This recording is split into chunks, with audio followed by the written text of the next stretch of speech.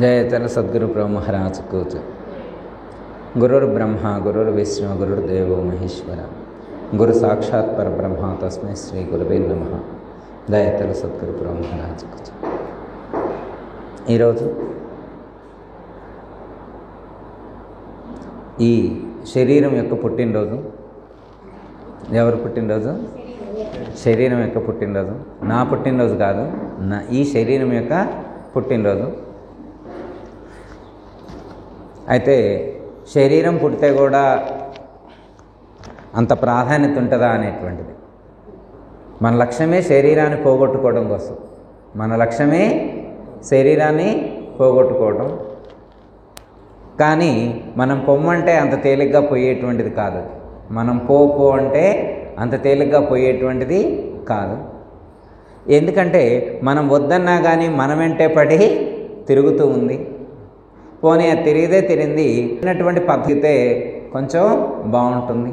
అయితే చాలామంది అనుకుంటారు, మరి శరీరం జడ పదార్థం కదా, శరీరానికి ఏమన్నా ఆలోచనలు ఉన్నాయా?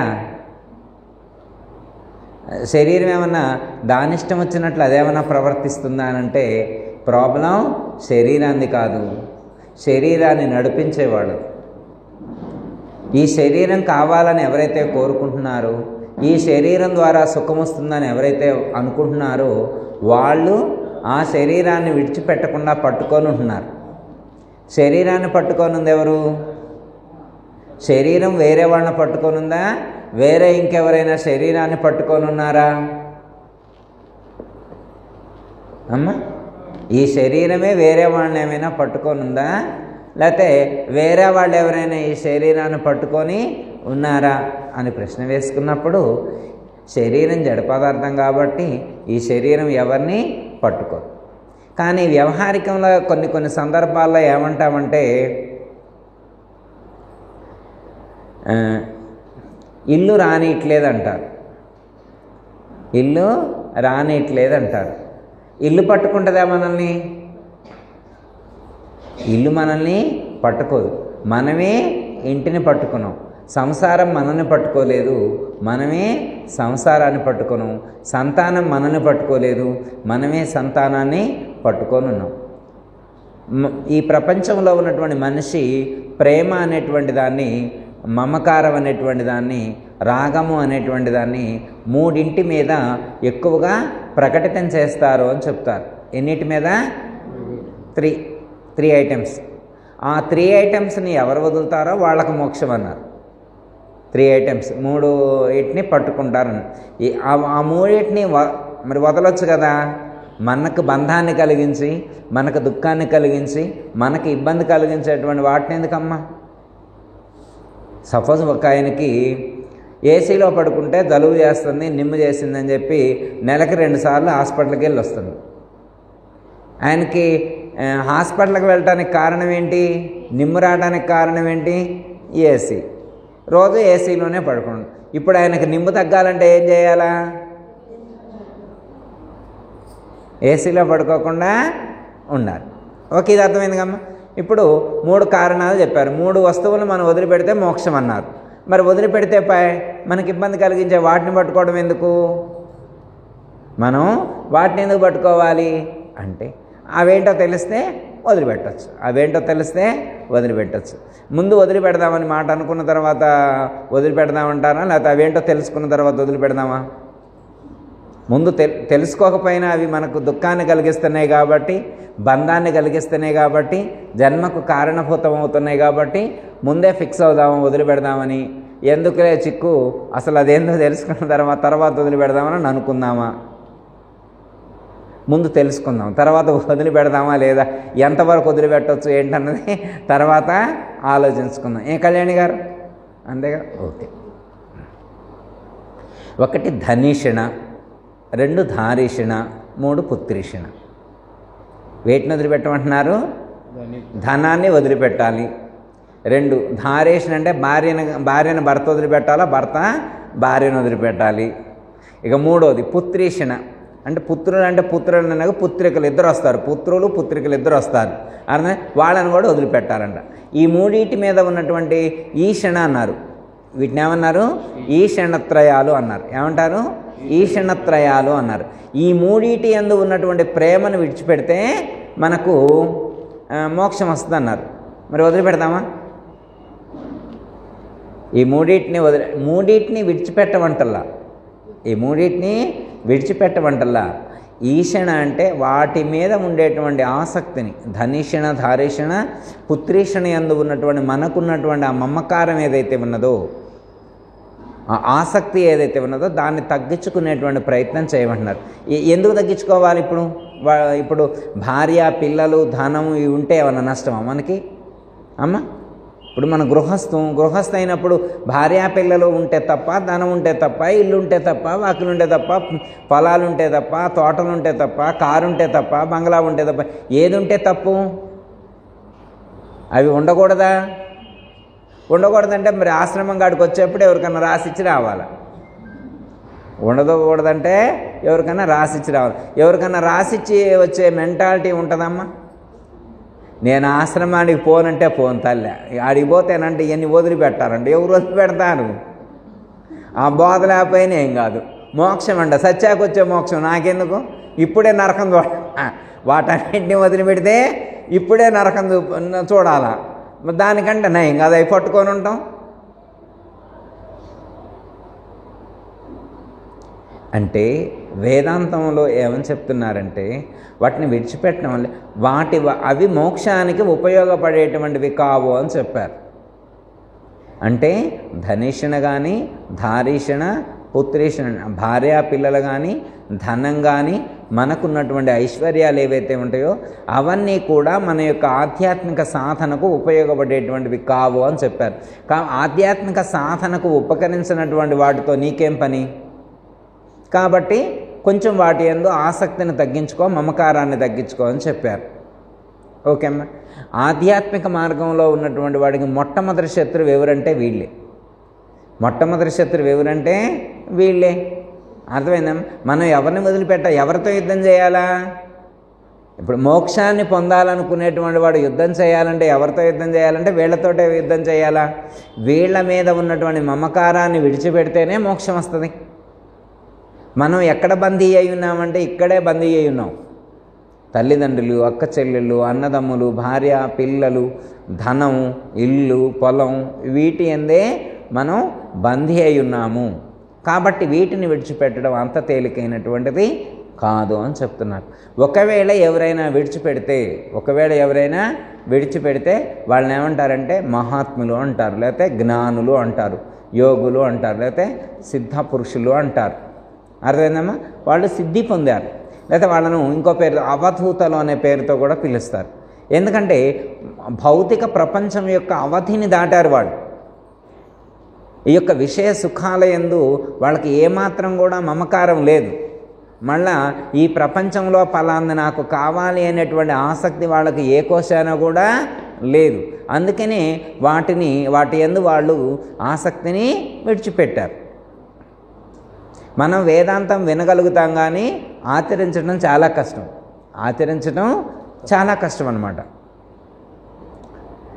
చిన్న ఎగ్జాంపుల్ చెప్తాను, మీరు వినే ఉంటారు, మళ్ళొకసారి గుర్తు చేస్తా.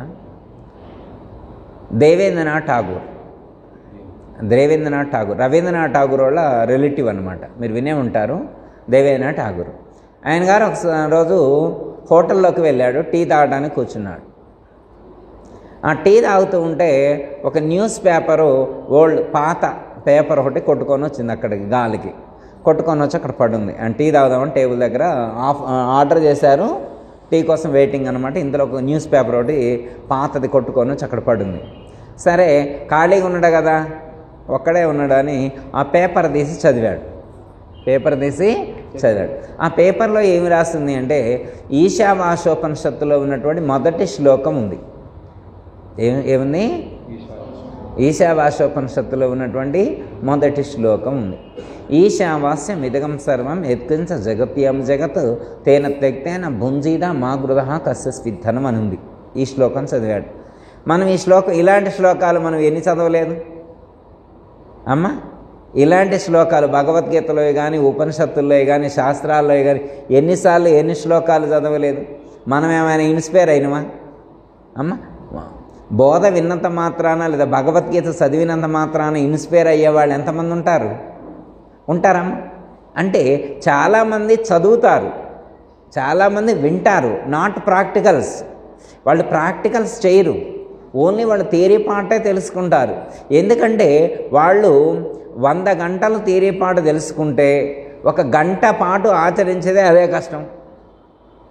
100 గంటల థియరీ పార్ట్ తెలుసుకుంటే 1 గంట అందులో చెప్పమంటున్నటువంటి 1 గంట ఆచరిస్తే చాలు. వేదాంతంలో సాహిత్యం చాలా ఉంటుంది. ఇప్పుడు సత్యమేవ జయతే అన్నారు. ఏమన్నారమ్మా? సత్యమేవ అంటే ఎవరైతే సత్యాన్ని పట్టుకుంటారో వాళ్ళకి విజయం ప్రాప్తిస్తుంది అన్నారు. అర్థమైందా? ఇప్పుడు ఈ విషయం తెలియని వాళ్ళు ఎవరుంటారు? అబద్ధం ఆడకూడదని తెలియని వాళ్ళు ఎంతమంది ఉంటారు? ధర్మంగా జీవించాలని తెలియని వాళ్ళు ఎవరైనా ఉంటారా? చెడు మాట్లాడకూడదని తెలియని వాళ్ళు ఉంటారమ్మా? మంచి మాట్లాడాలి అని తెలియని వాళ్ళు ఉంటారా? అందరికీ తెలుసు. మరి కానీ అందరూ అలా పాటించగలుగుతున్నారా? అలా అందరూ జీవించగలుగుతున్నారా? చూడండి అమ్మ, ఓ ఫంక్షన్కి కానీ ఓ పెళ్ళికి కానీ వెళ్ళొచ్చిన తర్వాత సాయంత్రం మీటింగ్ ఉంటుంది ఇంట్లో. మీ ఇళ్లలో ఉంటే ఉండవు కానీ చాలా ఇళ్లలో చూశాను అన్నమాట. ఫంక్షన్కి వెళ్ళొచ్చిన తర్వాత మీటింగ్ ఉంటుంది. ఎవరు ఎలా ఉన్నారు, ఎవరి బిహేవియర్ ఎలా ఉంది, వాళ్ళు ఎంత లావయ్యారు, ఎంత సన్నమయ్యారు, ఎలాంటి డ్రెస్ మెయింటైన్ చేస్తున్నారు, ఎలాంటి ఆర్నమెంట్స్ ధరించారు, వాళ్ళు ఎవరెవరితో మాట్లాడుతున్నారు, ఇవన్నీ మీటింగ్లో చర్చ చేస్తారన్నమాట. అర్థమైందమ్మా?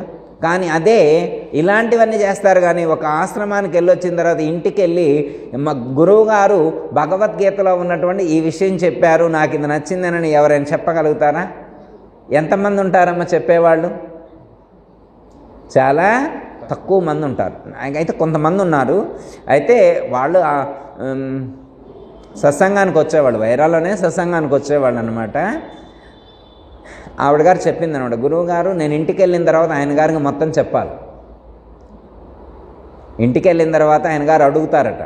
నేను ఈవిడ ఒక్క మాటలో చెబుతా, గురువుగారు గంటసేపు ఇదే చెప్పిండా అని అంటారండి. అందుకని మొత్తం పాయింట్స్ అన్నీ నోట్ చేసుకొని వెళ్ళి ఆయన గారికి చెప్పేది, ఆవిడకి రివ్యూ అయ్యేదనమాట.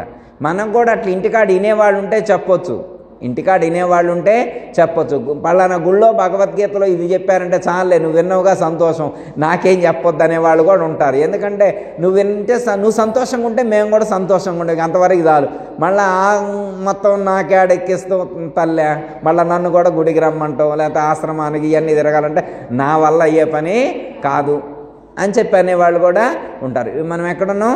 దేవేంద్ర ఠాగూర్ హోటల్లో టీ తాగడానికి కూర్చుంటే న్యూస్ పేపర్ వస్తే దాని మీద ఈశావాస్యమిదగం సర్వం అని రాస్తుంది. అంటే ఈ సమస్త చరాచర జగత్తునందంతటా ఈశ్వరుడే నిండి ఉన్నాడు అని తెలుసుకున్నాడు. ఏం తెలుసుకున్నాడు? ఈ సమస్త చరాచర జగత్తునందంతా ఈశ్వరుడే నిండి ఉన్నాడు అని తెలుసుకున్నాడు. తేన తెక్తేన భుంజీద మాగృధ కస్యస్విద్దనం అన్నాడు. ఈ ప్రపంచంలో ఉన్నటువంటి సమస్తాన్ని కూడా త్యాగముతో అనుభవించుము అని చెప్పారు. ఎలా అనుభవించాలి? త్యాగముతో అనుభవించాలి. వండర్ఫుల్ వర్డ్ అన్నమాట. మనం బాగా మీరు గుర్తుంచుకోండి అమ్మా, త్యాగముతో అనుభవించాలి అని చెప్పారు. సపోజ్ మీ దగ్గర 1000 రూపాయలు ఉన్నాయి అనుకోండి, లేదా 100 రూపాయలు ఉన్నాయి, ఎవరైనా ఆకలితో ఉన్నామండి కొంచెం దానం చేయండి అని చెప్తే ఆ 100 రూపాయలు వాళ్ళకి త్యాగం చేసి మీరు ఎలా అన్నం తింటారు? మీ దగ్గర ఉందే 100, ఆ ఉన్న 100 వాళ్ళకి ఇచ్చేసి మీరేం తింటారు? మరి త్యాగం అంటే నువ్వు త్యాగం చేసినావు, ఇంకేం అనుభవించుతూ? త్యాగం చేసిన తర్వాత అనుభవించటం అనేటువంటిది ఉంటుందా? మనకేమీ ఉండేట్టు అనిపించలేదు. కాబట్టి ఇక్కడ ఏమని చెప్తున్నా అంటే, ఈ సమస్త చరాచర జగత్తు మొత్తం కూడా పరమాత్మదే అనేటువంటి జ్ఞానం కలిగినప్పుడు, ఇందులో ఏది నాది కాదు అనేటువంటి జ్ఞానం దృఢమైనప్పుడు పరమాత్మ ఏమని చెప్పి నీకు ఎంతవరకు అవసరమైతే అంతవరకే వినియోగించుకో అని చెప్పారు. ఇది వండర్ఫుల్ వర్డ్ అన్నమాట. అర్థమైందా? ఏమని చెప్తున్నారు? నీకు ఎంతవరకైతే అవసరమో అంతవరకే వినియోగించుకో అన్నారు.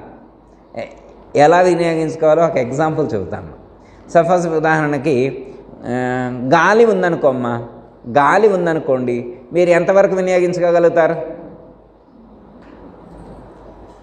గాలిని ఎవరైనా ఎంతవరకు గురువుగారు చాలా బాగుంటుంది అనుకుంటే ఇక్కడ ఆశ్రమంలో గాలి బాగుంది అనుకోండి అని చెప్పి 2 సంచులు దేశపోతా అని చెప్పి ఎవరైనా దేశపోతారా? గౌరీ గాలి 2 సంచులు దేశపోతామా ఇంటికి? పోనీ 3 సంచులు దేశపోయింది కదమ్మా. ఎంతవరకు ఎలా అనుభవించగలుగుతాం గాలి? అవసరమైనంత వరకే ఇక్కడ మంచిగా ఉంది అని చెప్పి కొద్దిగా ఎక్కువ తీసుకుందామని అట్లా ఎక్కువ తీసుకునే ఛాన్స్ ఉంటుందా ఏ గౌరీ? ఉంటుందా? అంటే గాలిని ఎలా మనం యూటిలైజ్ చేసుకుంటున్నామో ఈ ప్రపంచం మొత్తాన్ని అలాగే తీసుకోవాలట. అర్థమైందా? నేను కరెంటు బిల్లు కడతాను కాబట్టి నేను ఎంతసేపు అయినా ఫ్యాన్ వేసుకుంటాను, నా కరెంటు నా ఇష్టం అంటానికి ఛాన్స్ లేదు. అర్థమైందమ్మా? నేను వాటర్ బాటిల్ నేను కొనుక్కుంటా, 50 రూపాయలు నా దగ్గర ఉన్నాయి చెప్పి వాటర్ బాటిల్ కొనుక్కొని నేను నీళ్లు పారబోస్తా అంటే అది నీకు చాయిస్ లేదనమాట. ఎందుకంటే ఈ ప్రపంచంలో ఉన్నటువంటి ప్రతి పదార్థం కూడా నీది కాదు, మొత్తం కూడా పరమాత్మ ప్రొవైడ్ చేశారు. దానికి వెలుందా? ఈ ప్రపంచంలో ఉన్నటువంటి పదార్థానికి ఇంత అని వెలకట్టడానికి ఇంతని కట్టగలుగుతామా? మీరు వినే ఉంటారు, వెనకటి రోజుల్లో ఒక సినిమా ఉంటుంది అనమాట. ఒక ధనవంతుడికి అహంకారం ఉంటుంది, ధనవంతుడికి అహంకారంతో ఉంటాడు అనమాట, ఎవరిని లెక్క చేయడం అనమాట. కొంత దూరం వెళ్ళిన తర్వాత వాళ్ళు పడవలో వెళ్తారు, పడవ అక్కడ చెడిపోయింది. అక్కడ తినడానికి ఫుడ్ ఏమీ లేదు. ఆ ధనవంతుడు కొడుక్కి బాగా ఆకలి అవుతుంటుంది, వాళ్ళ దగ్గర ఫుడ్ మెటీరియల్ ఏం లేదు. పేదవాడే ఒక ఆయన ఉన్నాడు, ఆయన దగ్గర తినడానికి కావాల్సిన ఫుడ్ ఉంది. ఇంతకుముందు అహంకారంతో ఉన్నాడు కదా, ఇప్పుడు పోయి 1,00,000 ఇలా విసిరేసిండు, 1,00,000 ఇలా విసిరేసిండు. మా వాడికి ఫుడ్ ఇవ్వన్నాడు, నేను ఇవ్వనన్నాడు. ఇంకో 1,00,000 విసిరేసిండు, నేను ఇవ్వనన్నాడు. ఇంకో 1,00,000 విసిరేసిండు, ఇవ్వనన్నాడు. వాడు పిల్లగాడు కొట్టుకుంటుండు. ఇక కాసేపు అయితే బ్రతకలేని పరిస్థితిలో ఉన్నదన్నమాట, సిచ్యువేషన్, జీవన మరణ పరిస్థితిలో ఉన్నాడు వాడు. ఇప్పుడు ఇతని దగ్గర 3 కోట్లు కాదు, 3 లక్షలు కాదు, 10 లక్షలు 50 లక్షలు ఇచ్చినా పిల్లగాడు బ్రతుకుతురా? ఈ ధనం బ్రతికించగలుగుద్దా పిల్లగాడిని? పోనీ 1 కోటి రూపాయలు ఇస్తే మాత్రం పిల్లగాడు బతుకుతురా? అంటే కేవలం ధనంతో జీవించగలను అనేటువంటి అహంకారం సరైనటువంటిది కాదు. ఎందుకంటే ఆకలి విలువ తెలిసినటువంటి వాడు. ఇప్పుడు భోజనం విలువ ఎంత అంటే మనం ఎంత అంటాం? 100 రూపాయలు అండి హోటల్లో. ఇక్కడ మనకు తెలిసిన సరౌండింగ్స్లో మహా అంటే కొంచెం అనుకుంటే 200 అనుకోండి. భోజనం మీల్స్ కాస్ట్ ఎంత అంటే 200 అంటాం. ఇప్పుడు ఆయన 10 లక్షలు ఇస్తా అన్నాడు, అంటే 1 meals is equality to 10 lakhs అన్నాడు. అంటే 10 లక్షలు విలువ చేస్తా అంటే అసలు పదార్థానికి విలువ అనేటువంటిది నిర్ణయించబడి లేదు. కాకపోతే అంటే అది అందుబాటులో ఉన్నదాన్ని బట్టి రేటు. అది మనకు ఎంత తేలికగా చౌకగా లభిస్తే ఒక రేటు, అది చౌకగా లభించకపోతే కాస్ట్ ఎక్కువ, అంతే. అర్థమైందమ్మా? ఇప్పుడు సపోజ్ ఉదాహరణకి బంగారం ఉందనుకోమ్మా, బంగారం ఖరీదంటే ఏమంటాం? బంగారం కూడా ఒక రాయి నుంచే కదా వచ్చేది, ఒక స్టోన్ నుంచి వస్తుంది అనుకోండి బంగారం. అంటే బంగారం మామూలు రాయి ఒకటే. పరమాత్మ దృష్టిలో బంగారానికి రేట్ ఎక్కువని, మామూలు రాయికి రేటు తక్కువని ఏం లేదు. గ్రానైట్ రాయికి ఇంతని, మామూలు రాయికి ఇంతని పరమాత్మ ఏమి నిర్ణయించాల రేటు. ఎవరు నిర్ణయించారు? దాని యొక్క డిమాండ్ని బట్టి, ఆ పదార్థం అవసరమైనటువంటి వాళ్ళు దానికి రేట్ నిర్ణయించారు. కాబట్టి ఈ ప్రపంచంలో ఉన్నటువంటి ఏ పదార్థానికి కూడా ఇంత రేటు అనేటువంటి నియమం లేదు, ఇంత రేటు అని నిర్ణయించేటువంటి ఛాన్స్ లేదు. ఓకే, ఇప్పుడు ఆయన గారు ఆ శ్లోకం చదివిన తర్వాత దేవేంద్రనాథ్ ఠాగూరు ఒకటే, నేను ఈ ప్రపంచం మొత్తం పరమాత్మదే అయితే నేనెవరిని? పరమాత్మలో ఒక భాగం అయినప్పుడు నేను కేవలం నిమిత్త మాత్రును, నాదంటూ ఏమీ లేదు. అంతా పరమాత్మే ఉంటే నాదంటూ ఏమీ లేదు. మళ్ళా ఇంకా అది నాది ఇది నాది అనేటువంటి వ్యామోహం కూడా నాకు తగదు అనుకున్నాడు. అది నాది ఇది నీది అనేటువంటి వ్యామోహం కూడా తగదనుకొని ఏం చేశాడంటే తనకున్నటువంటి యావదాస్తి మొత్తాన్ని కూడా ఆర్య సమాజం వాళ్ళకి రాసిచ్చేశాడు. దయానంద సరస్వతి వారికి రాసిచ్చేశాడు. మనం అలా రాసివ్వగలుగుతామా? మనం ఆ శ్లోకం ఎన్నిసార్లు చదువుంటాం, కనీసం పర్సులో నుంచి ఒక 500 అయినా తీయలేం దానం చేయటానికి. 500 తీయాలంటేనే ఆలోచిస్తాం. ఇట్లా అంటుంటారన్నమాట. అంటే ఉన్నాయని పారేసుకోమని చెప్పట్లేదమ్మా, ఎక్కువ దాన ధర్మాలు చేసి మళ్ళీ అప్పులు పాలవ్వాలని కూడా చెప్పట్లే వేదాంతం. మెయిన్ కాన్సెప్ట్ ఏంటంటే అవసరాన్ని బట్టి నడుచుకోవాలి అని చెప్పబడేటువంటిదే వేదాంతం. ఇక్కడ మనం దేన్ని విడిచిపెట్టమంటున్నారు? ధనమునందు ఆసక్తిని విడిచిపెట్టాలి, భార్యా పిల్లల యందు ఆసక్తిని విడిచిపెట్టాలన్నారు. ఎందుకు విడిచిపెట్టాలి అంటే మనం వెళ్ళేప్పుడు ఇవి మన వెంట రావట. మనకు మీరు నీతి శాస్త్రం వినే ఉంటారు. అర్ధాగృహే నివర్తంతే శ్మశానే మిత్రబాంధవ సుకృతం దుష్కృతం చైవ గస్సంతి మనుగస్సతి అని చెప్పారు. అర్ధాగృహే నివర్తంతే శ్మశానే మిత్రబాంధవ అని చెప్పారు. అర్ధ అంటే ధనం. ధనం ఎక్కడ ఉంటుందంటే బీరువాలోనే ఉన్నదంట. ధనం ఎక్కడున్నది? బీరువాలోనే ఉందంట. ఈయన వెళ్ళిపోతానంట. వెళ్ళిపోయేప్పుడు బీరువాలో ఉన్న ధనం, అయ్యో ఆయన వెళ్ళిపోతుండే కనీసం 2 అడుగులు వేద్దాం ఆయన దగ్గర, కానీ అది రావట్లేదంట. ఈయన సంపాదించినటువంటి ధనం కొంచెం కూడా మూవ్ అవ్వట్లేదు. గృహేని వర్తంతే, ఇల్లు కదలట్లేదు. భార్య గుమ్మం వరకే వచ్చి ఆగిపోతుంది. మిగతా ఉన్నటువంటి బంధువులు మిత్రులు శ్మశానం వరకే వచ్చి ఆగిపోతారు. ఆ తర్వాత గస్సంతి మనుగస్సతి సుకృతం దుష్కృతం జైవ గస్సంతి మనుగస్సతి అంటే మనం చేసినటువంటి పాపము పుణ్యము ఏదైతే ఉంటుందో అవి మాత్రమే మన వెంట వస్తాయి అని చెప్పటం అనేటువంటి జరిగింది. కాబట్టి మనం అంటే మోక్షాన్ని పొందాలి అని అనుకునేటువంటి వాళ్ళు వీటి యందు ఉండేటువంటి ఆసక్తిని తగ్గించుకోవాలి అని చెప్పటం అనేటువంటిది జరిగింది.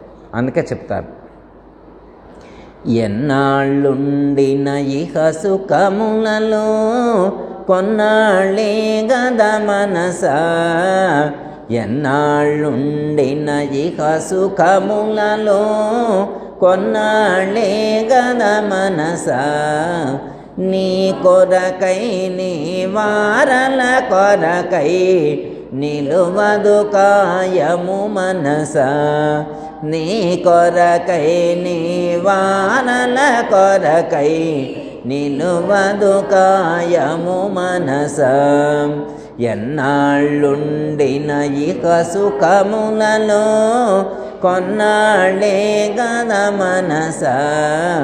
అంటే ఎన్నాళ్ళుండినా అంటే ఈ ప్రపంచంలో ఎన్ని సంవత్సరాలు ఉండినా కానీ ఈ అనుభవించేటువంటి సుఖాలు అనుకునేటువంటి ఏవైతే ఉంటాయో అవి సుఖంగా ఉండేటువంటివి కాదు. కొన్నాళ్ళే కదా మనస, మనం అనుభవించేటువంటి సుఖాలన్నీ కూడా కొన్నాళ్ళే కదా మనస, నీ కొరకై నీ వారల కొరకై నిలువదు కాయము ఓ మనస. ఈ శరీరం అనేటువంటిది నిలిచేటువంటిది కాదు, ఈ శరీరాన్ని విడిచిపెట్టి వెళ్ళవలసిందే అని చెప్పటం అనేటువంటిది జరుగుతుంది. అయితే మనమేం చేయాలంటే వెళ్ళేలోగా, ఈ శరీరాన్ని విడిచిపెట్టి వెళ్ళేలోగా ఆ సత్యాన్ని తెలుసుకోవాలి అని చెప్పటం అనేటువంటిది జరిగింది. అమ్మయ్య, ఒక క్లారిటీ వచ్చింది. మనకేం క్లారిటీ వచ్చిందంటే ఇది విడిచిపెట్టి వెళ్ళేలోగా పనులన్నీ పూజ చేసుకొని ఉండాలి, పనులన్నీ పూజ చేసుకొని ఉండాలి. సరే, ఇది ఎప్పుడు వెళ్ళిపోయిద్దో మనకి తెలిస్తేగా అమ్మ. ఇప్పుడు ఇది పలానా రోజు వెళ్ళిపోతుందని ఒక కాన్ఫిడెంట్ మనకుంటే, మనకేమన్నా తెలిస్తే, అవగాహన ఉంటే అప్పుడు దీనికి సంబంధించినటువంటి ప్రయత్నం మనం చేయొచ్చు. మరి ఎప్పుడు ఇది ఎప్పటి వరకు ఉంటుంది అనేటువంటి విషయం ఎవరికి తెలుస్తుంది? మనకు తెలుస్తుందా? మనకి తెలియదు. అయితే ఈ యొక్క మార్గంలో సాధన చేసినటువంటి నిష్ణాతులైనటువంటి వాళ్ళు ఎవరైతే ఉంటారో వాళ్ళకు ముందుగానే తెలుస్తుంది. ఎలా తెలుస్తుంది అంటే యోగ సాధన చేసేటువంటి వాళ్లకు 6 నెలల నుంచే ఆక్సిజన్ లెవెల్స్ తగ్గుతూ వస్తుంటాయి అన్నమాట. బాడీలో ఆక్సిజన్ లెవెల్స్ తగ్గుతూ కార్బన్ డైఆక్సైడ్ లెవెల్స్ పెరుగుతూ ఉంటాయి అన్నమాట. 6 మంత్ నుంచే మార్పు వస్తూ ఉంటుందంట. జ్ఞానులైనటువంటి వాళ్ళు ఆ మార్పును గుర్తిస్తారంట. అంటే ఆక్సిజన్ లెవెల్స్ తగ్గుతూ ఉన్నాయి కాబట్టి ఇది కొంతకాలం ఎంతకాలం అనేటువంటిది వాళ్ళు కరెక్ట్గా టైం, మినిట్స్తో సహా చెప్పగలుగుతారనమాట. అంటే ఆక్సిజన్ లెవెల్స్ని బేస్ చేసుకొని నిరంతరం ప్రాణాయామ సాధన చేస్తూలైతే, యోగ సాధన చేస్తూ సమాధి నిష్ఠయందు ఎవరైతే ఉంటారో వాళ్లకు ఈ అవగాహన ఉంటుంది అని చెప్పడం అనేటువంటిది జరిగింది. ఓకేమ్మా. అయితే అది అందరికీ సాధ్యమయ్యేటువంటిది కాదు. కొన్నాళ్ళే కదా మనస, ఎన్నాళ్ళు అంటే కొన్నాళ్లే కదా మనస.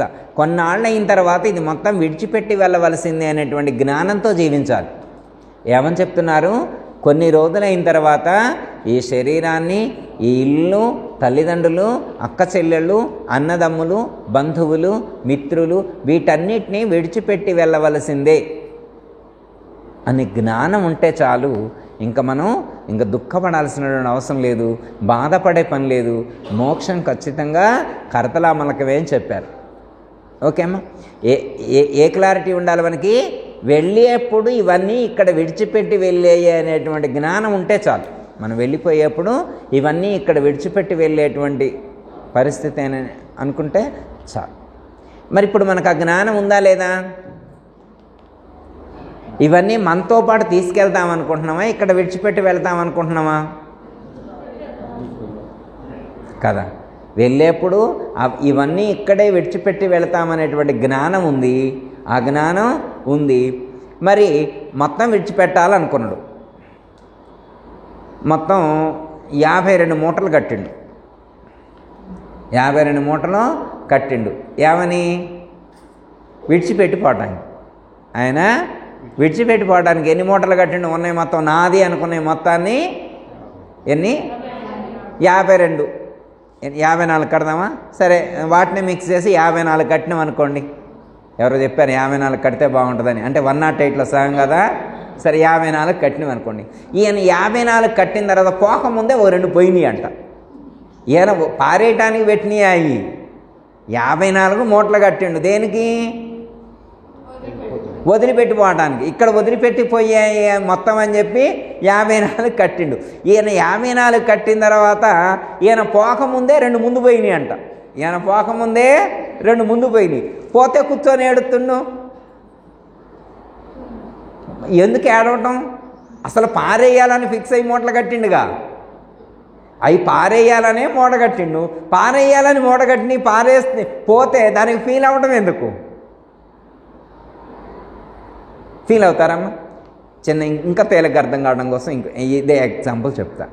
వాళ్ళ ఇంట్లో పాత చీరలు 32 ఉన్నాయి. ఎవరికి ఇక వాళ్ళు కట్టదలుచుకోవాలి. ఎవరికైనా దానం చేద్దామని కవర్లో పెట్టి అక్కడ పెట్టారు. 32 చీరల కవర్లో పెట్టి అక్కడ పెట్టారు. వీళ్ళు దానం చేద్దామనుకున్న లోపల చూస్తే అవి 28 ఏమన్నాయి. 4 మిస్సింగ్. 4 మిస్ అయినాయి. ఇప్పుడు 4 మిస్ అయితే పోతే పోయినాయి అని వదిలేస్తారా? అమ్మ 4 పోయినాయి అని ఏడుస్తారా? ఎందుకు? పోతే అంటే లోపలన్న పట్టు చీరలు కాదు కదా, లోపలనే పోతే ఫీల్ అవుతారు. పారేయాలనుకున్నాయే కదా, దానం చేయాలనుకున్నాయే కదా, ఎవరికైనా ఇచ్చేయాలనుకున్నాడు. కాబట్టి ఎవరికైనా ఇవ్వాలని ఫిక్స్ అయిన తర్వాత వాటిని బయట పెట్టిన తర్వాత స్టోర్ రూమ్లో పెట్టిండు అనమాట. ఎవరు దొరుకుతారో చూద్దామని చెప్పి స్టోర్ రూమ్లో పెట్టి ఒక 4 మిస్ అయినా నో ఫీల్. ఎందుకని ఫీల్ అవ్వడు? ఆల్రెడీ ఫిక్స్ అయ్యిండు. అవి ఇచ్చేద్దామని ఫిక్స్ అయ్యిండు. ఇచ్చేద్దామని ఫిక్స్ అయినటువంటి వాడు ఫీల్ అవ్వడు. ఇచ్చేద్దామని ఫిక్స్ అయినటువంటి వాడు ఫీల్ అవ్వడు. ఒక క్లారిటీ వచ్చింది కదా. అంటే ఇచ్చేద్దామని అనుకున్న తర్వాత ఈ మిస్ అయితే నో ఫీల్. అర్థమైందమ్మా? ఇక్కడ వదిలిపెట్టిపోవడానికి ఒక ఆయన ఫిక్స్ అయ్యిండు. అంటే ఇల్లు షిఫ్ట్ అవుతున్నాడు. ఆయన ఇల్లు షిఫ్ట్ అవుతుండు, కొత్త ఇంట్లోకి వెళ్తుండు. పాత ఇల్లు రెంట్దనమాట. కొత్త ఇంట్లోకి అన్నీ తీసుకెళ్తాడా? కొన్ని వదిలేస్తారా వదిలేయడా? కొన్ని వదిలేస్తారు. అలా వదిలేసేటువంటి వాటి యందు ఆసక్తి ఉండదమ్మా. వదిలేసే వాటి యందు ఆసక్తి ఉండదు. కొత్త ఇంటి మీదనే ఉంటుందన్నమాట. ఓకే, అర్థం. ఇక్కడ ఉన్నటువంటి వాటిని వదిలిపెట్టి ఇంకో ఇంటికి వెళ్ళినట్లుగా మనం ఈ శరీరాన్ని విడిచిపెట్టి ఈ శరీరానికి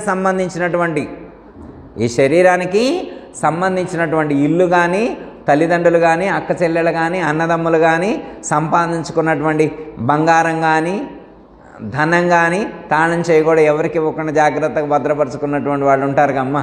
అలా ఇవన్నీ ఫిక్స్ చేసుకున్న తర్వాత వదిలిపెట్టి వెళ్ళాలంటే ఎవరైనా ఫీల్ అవుతారా? అర్థమైందా? ఇవన్నీ ఇక్కడ విడిచిపెట్టాయి అనేటువంటి జ్ఞానం కలిగిన తర్వాత మధ్యలో ఒకటి దారిపోతే మనం ఏమైనా ఫీల్ అవుతామా? అర్థమైందమ్మా? అంటే మనం ఫిక్స్ అయిన తర్వాత ఓ 2 లక్షలు లాస్ వచ్చింది అనుకో అమ్మా.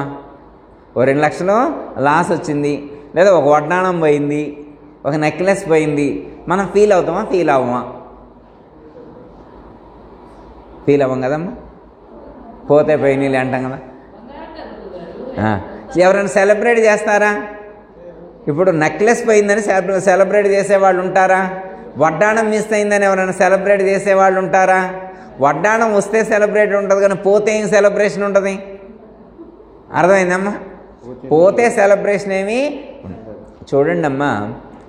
ఎందుకంటే మనం ఈ దేహమే కాదనుకున్నప్పుడు ఈ దేహ సంబంధమైనటువంటి ఈషణత్రయాలు ధనిషణ, ధారీషణ, పుత్రేషణ అంటే భార్య, పిల్లలు, ధనము, వీటన్నిటినీ మనం ఇక్కడే విడిచిపెట్టి వెళతాము అనేటువంటి జ్ఞానం ఉన్నటువంటి వాడు వాటిని విడిచిపెట్టినప్పుడు చింతించకూడదు అని చెప్తున్నారు.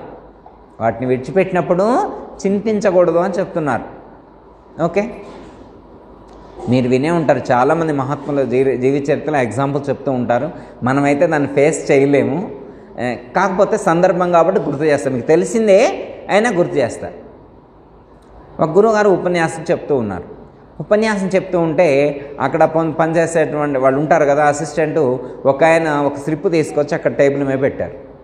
స్లిప్ తీసుకొచ్చి టేబుల్ మీద పెట్టారు. టేబుల్ మీద పెడితే ఇలా చూశాడు, మళ్ళీ అలా పెట్టారు, మళ్ళీ కంటిన్యూషన్ చేస్తున్నాడు. ఉపన్యాసం మొత్తం అయిపోయింది. అయిపోయిన తర్వాత ముఖ్యమైన వాళ్ళు ఉంటారు కదా, ముఖ్యమైన వాళ్ళు అందరూ వచ్చి, ఏంటి గురువుగారు ఆ స్లిప్ ఏంటి అని అడుగుతారు. ఏం లేదయ్యా, మా అబ్బాయి చనిపోయాడట, ఆ విషయమే తెలియజేశారని. చూడండి, అసలు వాళ్ళ అబ్బాయి చనిపోయాడు అని తెలిసినా కానీ ఆయన మాటలో మార్పు లేదు, ముఖ కవళికలో మార్పు రాలేదు, ఏమాత్రం స్పందన లేదు. ఎందుకంటే ప్రకృతిలో అది సహజం కదా. జాతస్య హి ధ్రువో మృత్యురు ధ్రువం జన్మ మృతస్య చ అని చెప్పారు. పుట్టిన వానికి మరణము తప్పదు, పుట్టిన వానికి మరణము తప్పదు, మరణించిన వారికి జననము తప్పదు. ఇది అనివార్యమైనటువంటిది అని చెప్పారుగా పరమాత్మ. మరి అలాంటప్పుడు అంటే పుట్టడం, ఎవరైతే పుట్టారో వాళ్ళకి మరణం అనేటువంటిది కన్ఫామ్ అని చెప్పారు. అంటే ఇది మనందరికి తెలీదా? మనందరికి తెలియదా ఇది? కానీ ఆ మహాత్ముడు చెప్పేప్పుడు కించిత్ కూడా స్పందన లేదు. సపోజ్ మనం భగవద్గీత సత్సంగం వింటానికి కూర్చున్నాం అనుకోమ్మా, సత్సంగం వింటూ ఉన్న సమయంలో వాట్సాప్లో మెసేజ్ వచ్చింది. వాట్సాప్లో ఇలా చూసిను, పిల్లగాడికి యాక్సిడెంట్ అయింది, కాలు ఇరిగింది, పిల్లగాడికి యాక్సిడెంట్ అయింది, కాలు ఇరిగింది, హాస్పిటల్లో అడ్మిట్ చేశారు, హరీ అప్ ఇమీడియట్లీ అని చెప్పారు. సరే, సత్సంగం జరుగుతుంది, ఒక గంట ఆగిన తర్వాత సత్సంగం అయిపోయాక మెసేజ్ పెట్టేవాళ్ళు ఎంతమంది ఉంటారు? సత్సంగం యూట్యూబ్లో ఏంటా, ఏం కాదులేపా అనేవాళ్ళు ఎంతమంది ఉంటారు? అసలు సత్సంగం వినకపోతే ఏమైంది, పిల్లగాడు ముఖ్యం కదా అని వెళ్ళేవాళ్ళు ఎంతమంది ఉంటారు? ఏమండి గురువుగారు, ఇప్పుడు సత్సంగానికి వస్తే పిల్లగాడికి యాక్సిడెంట్ అయిందండి వెళ్ళకూడదంటారా? అదే చెప్పింది ఇక్కడ ఉద్దేశం. ఇంటెన్షన్ ఏంటి అంటే మొత్తం ఇక్కడే విడిచిపెట్టి వెళ్ళేది అనేటువంటి జ్ఞానం మనకు ఎంతవరకు కలిగింది? మొత్తం విడిచిపెట్టి వెళ్ళేది అనేటువంటి జ్ఞానం కలిగినప్పుడు మన ప్రవర్తన ఎలా ఉండాలా, మన బిహేవియర్ ఎలా ఉండాలి? పాత చీర మిస్ అయితే ఫీల్ అవ్వలేదు అంటే విడిచిపెట్టేదని విసిరేసేది అనేటువంటి జ్ఞానం కలిగినప్పుడు, దాని యందు ఆసక్తి లేనప్పుడు అట్లే జీవించాలి కదా. మనం అలా జీవించలేకపోతున్నాం కదా. ఇప్పుడు వెనకటి రోజుల్లో ఉండేమో ప్లేట్లు కానీ గ్లాసులు కానీ కడుక్కునేవాళ్ళు. ఇప్పుడు డిస్పోజబుల్ ప్లేట్స్ వచ్చినాయి, డిస్పోజబుల్ గ్లాసులు వచ్చినాయి. Use and throw, single use and throw అంటే ఒక్కసారి మాత్రమే వినియోగించుకోవాలి. అవి ఎన్నిసార్లు వినియోగింపబడేటువంటివి?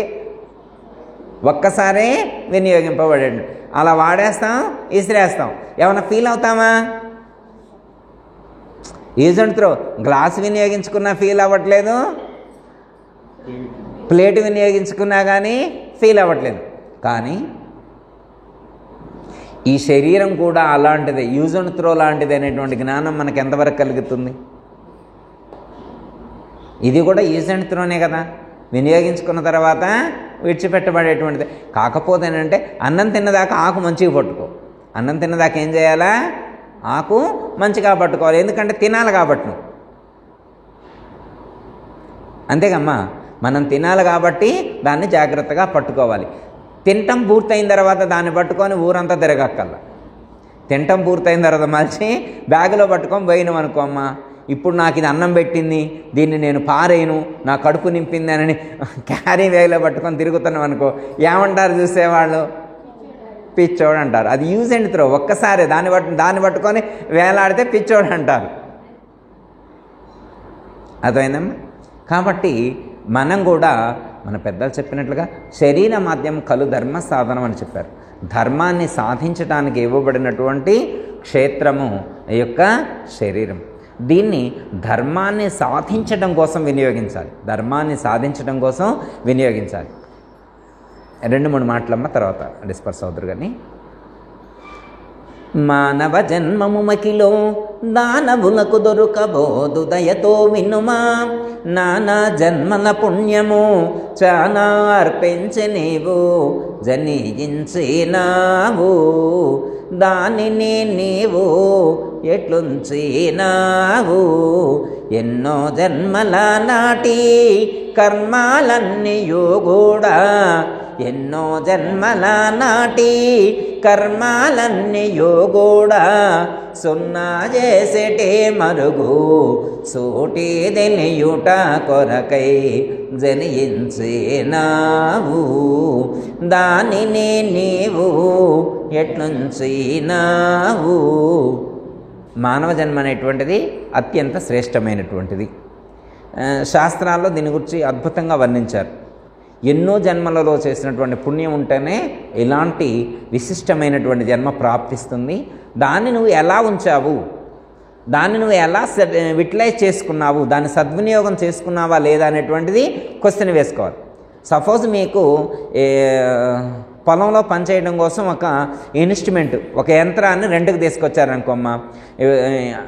ఉదాహరణకి ప్రొక్లైన్ లాంటివి తీసుకొచ్చారనుకోమ్మ. దానికి గంటకి 1000 రూపాయలు రెంటు. దాని గంటకి 1000 రూపాయలు రెంటు. 24 గంటలకు ఎంత అవుతుంది అమ్మ? గంటకి 1000 రూపాయలు అంటే ఎంత? 24 గంటలకు 24,000 అవుద్ది. రెండు రోజుల కంటే 48,000. 3 రోజుల కంటే 72. అంతేనా? 3 రోజుల కంటే 72,000 అవుతుంది. ఇప్పుడు ప్రొక్లైన్ తీసుకొచ్చి ఆడబెట్టి ఈయన ప్రొక్లైన్ గురించి పట్టించుకోకుండా సినిమాలు చూసుకుంటూ, సీరియల్ చూసుకుంటూ, చుట్టాలెమ్మడు వాటలతో తిరుగుతూ ఇట్లా ఉన్నాడు అనుకోండి, ఏమంటారు? ఇప్పుడు సద్వినియోగం అవుతుందా కాదా? ప్రొక్లైన్ వచ్చి ఇంటి ముందు ఉంది, వాడు పొలానికి పోవడం, ఏం పని చేయాలో వాడికి చెప్పడే 72 గంటలు వేస్ట్ అయిపోయింది. 72,000 డబ్బులు కట్టాల్సి వచ్చింది. అర్థమైందమ్మా?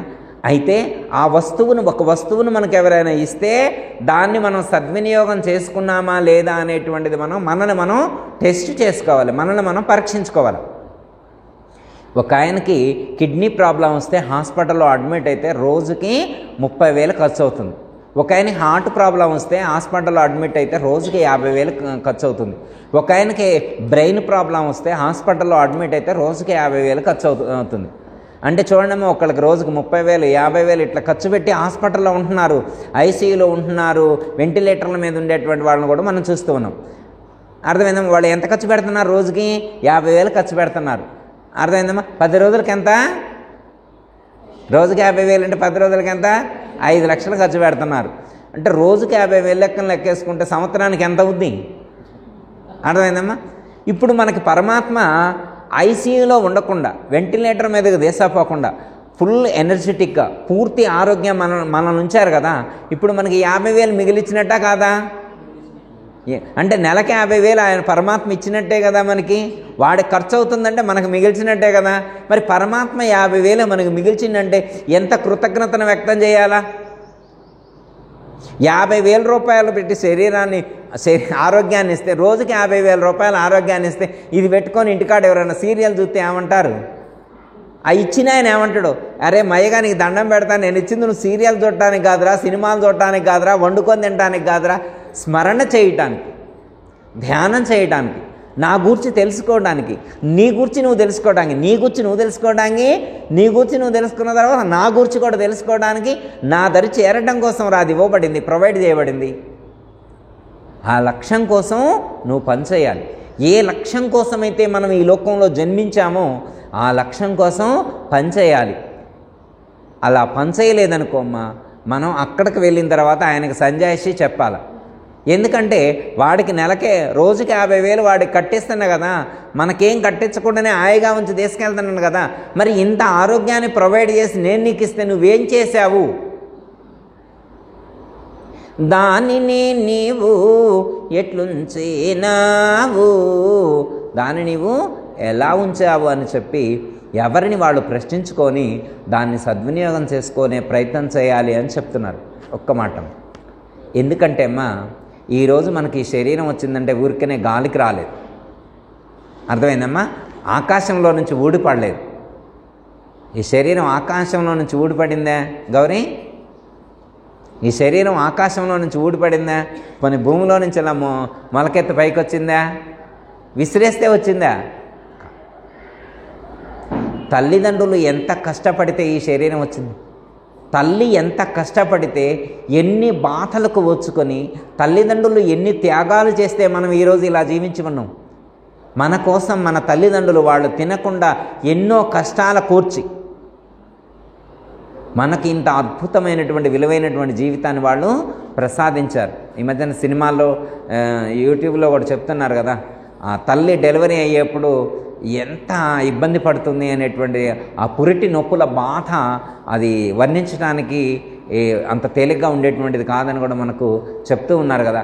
మరి మా ఒక తల్లి అంత కష్టపడి పురిటి నొప్పులు అనుభవించి నాకు జన్మనిస్తే మరి నేను ఏం చేస్తే వారి రుణం తీరుతుంది? ఆ తల్లి రుణం తీరాలంటే నేనేం చేయాలి?